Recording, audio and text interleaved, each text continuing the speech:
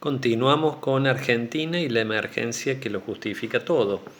Decíamos que el amor a la patria está antes que el amor a los propios honores. Podemos decir que Perón amó más a sus propios honores y reivindicaciones personales y terminó resultando un mal padre de familia para todos aquellos argentinos que se consideraban hijos suyos.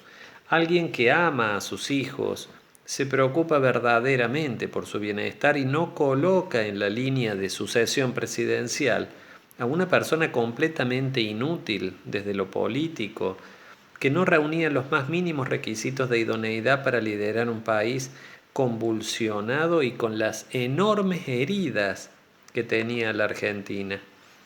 El golpe de 1976 y toda la sangre derramada posteriormente son en gran medida responsabilidad del ego inflado de Perón, que pudo optar por dirigir a Cámpora en su presidencia o incluso encabezar una fórmula Perón-Balbín, Perón-Luder.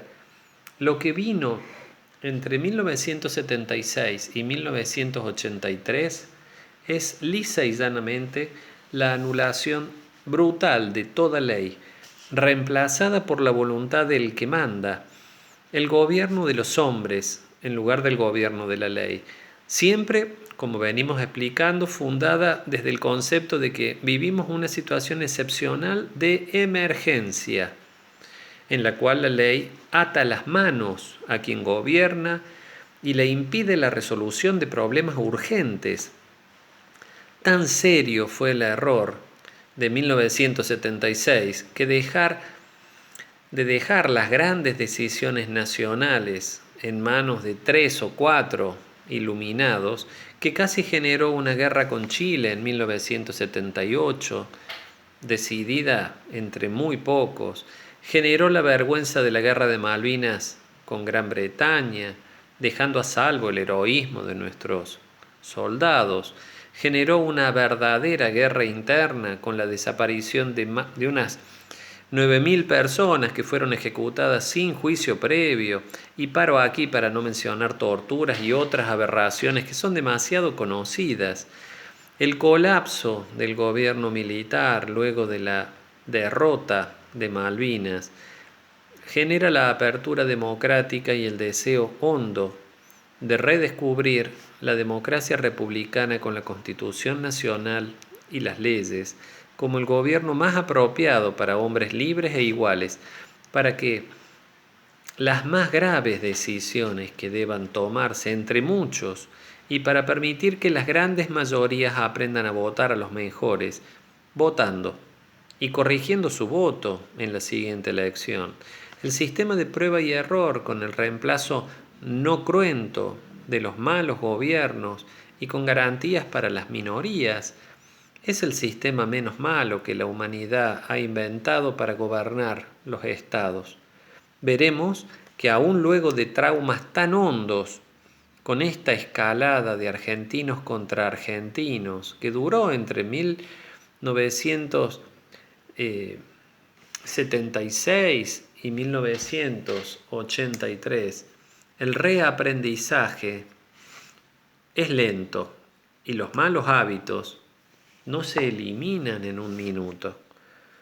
El ejemplo de la Corte Suprema de Justicia en Argentina es contundente signo del deterioro de las instituciones y del reemplazo del mandato de la ley por el mandato de hombres con poder circunstancial.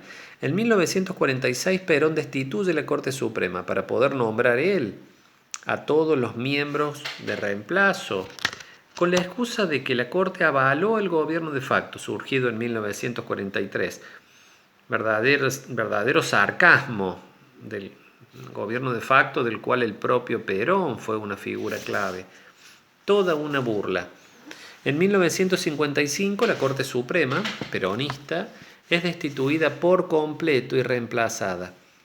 En cada siguiente cambio de gobierno de democracia tutelada, como Frondizi, Ilia, a poder militar y de nuevo a democracia tutelada, La comedia de la destitución y nombramiento de una Corte Suprema nueva se siguió repitiendo hasta que llegamos a 1983.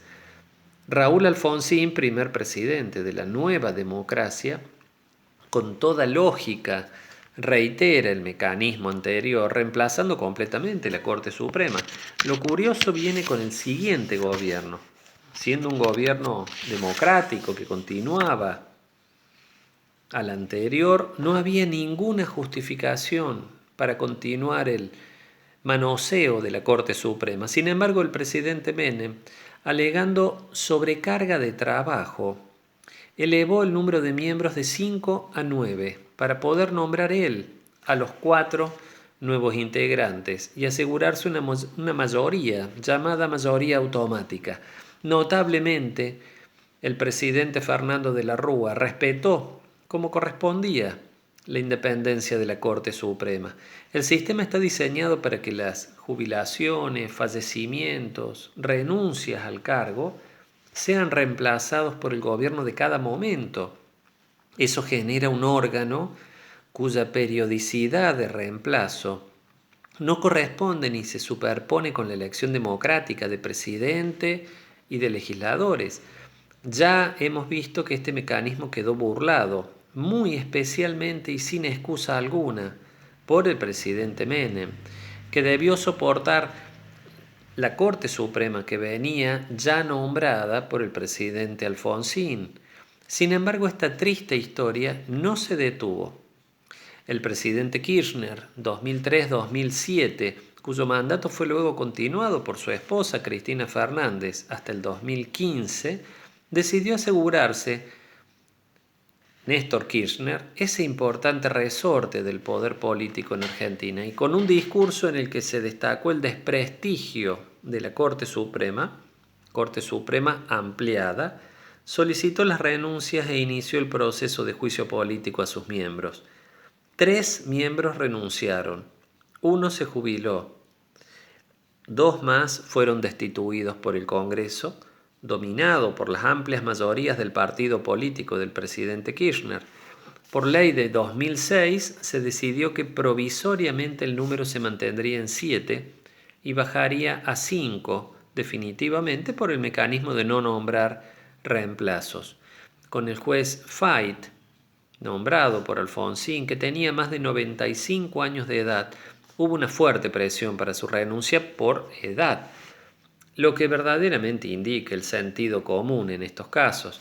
Sin embargo, el presidente Kirchner ya había nombrado a 2 de los 4 miembros que quedaban y la oposición acusó que la maniobra tenía por objeto el nombramiento de 3 de los 5 miembros, que todos los presidentes posteriores deberían soportar, entre comillas. El propio Fait se negó a jubilarse. Argentina tiene un ADN original desde lo institucional, muy similar al de los Estados Unidos de Norteamérica. Sin embargo, es notorio que el apego a la sumisión a la ley para no someternos a los hombres que circunstancialmente manden es muy diferente en el país del norte. Ante una emergencia, una situación excepcional muy real en 1933, que era la Gran Depresión, el presidente Franklin Roosevelt, considerado uno de los más populares de la historia de los Estados Unidos, envió al Congreso leyes relacionadas con la formación de sindicatos para proteger los niveles salariales de los empleados. Una de esas leyes fue declarada inconstitucional por la Corte Suprema. La reacción del presidente Roosevelt fue hacer referencia a que los 3 poderes estatales podían ser comparados con 3 caballos que tiran de un carro que ara un campo. Y los 3 debían marchar al unísono, dijo. Señaló que 2 de los 3 caballos, el Ejecutivo y el Congreso, estaban de acuerdo.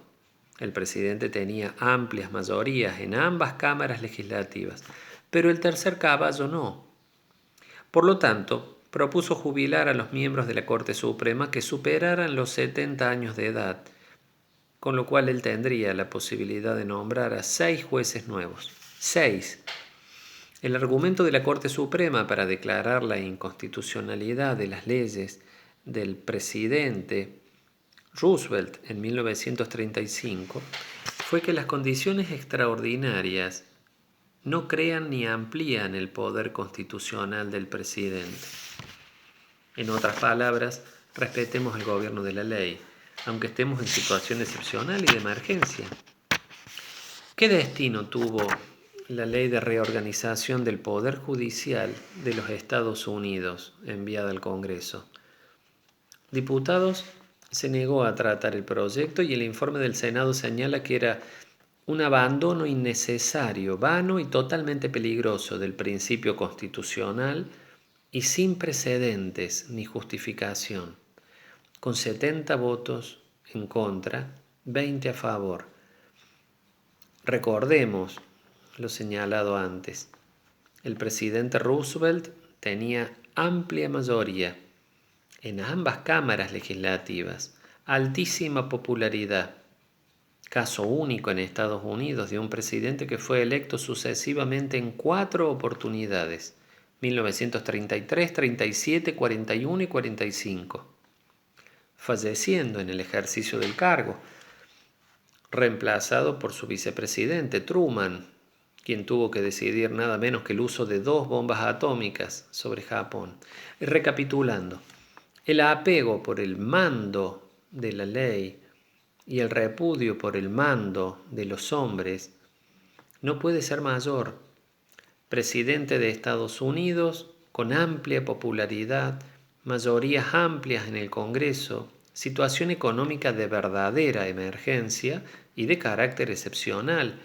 Ni así la clase dirigente norteamericana quiso apartarse del mandato de la ley, considerándolo que generaría un antecedente peligroso. Mi nombre es Rodolfo Lemos Angulo. Si te gustó este video te pido suscribirte, activar la campanita, comentar, porque defender la democracia republicana vale la pena. Continuamos en el siguiente capítulo de La Argentina y la emergencia que lo justifica todo.